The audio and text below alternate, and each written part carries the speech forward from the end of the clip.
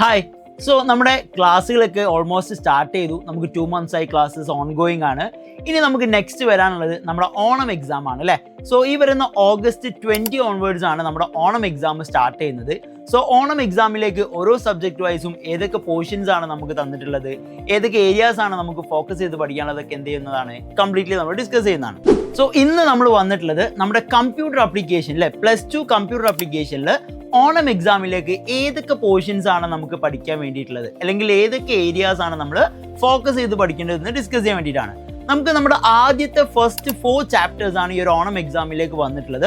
അത് നമുക്ക് അറിയാവുന്നതാണ്. നമ്മുടെ ഫസ്റ്റ് ചാപ്റ്റർ എന്ന് പറയുന്നത് ഇൻട്രൊഡക്ഷൻ ടു പ്രോഗ്രാമിംഗ് എന്ന് പറയുന്ന ചാപ്റ്റർ ആണ്.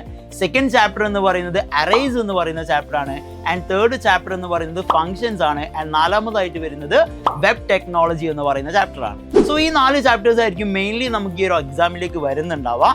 അതിൽ നമ്മുടെ ഫസ്റ്റത്തെ 3 ചാപ്റ്റേഴ്സ് എന്ന് പറയുന്നത് പ്രോഗ്രാം റിലേറ്റഡ് ആയിട്ട് വരുന്ന ചാപ്റ്റേഴ്സ് ആണ്.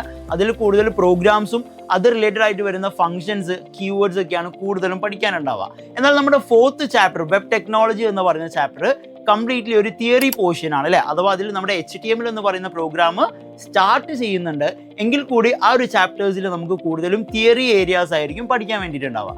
സോ ഈ ഏരിയാസിൽ വരുന്ന എല്ലാ പോർഷൻസും കവർ ചെയ്തുകൊണ്ട് നമുക്ക് എന്ത് ചെയ്യാം, നമ്മുടെ എല്ലാ എക്സാമും അറ്റൻഡ് ചെയ്യാം. ഇതുപോലുള്ള വീഡിയോസ് ആയിട്ട് നമ്മൾ ഇനിയും വരുന്നതായിരിക്കും. So thank you so much.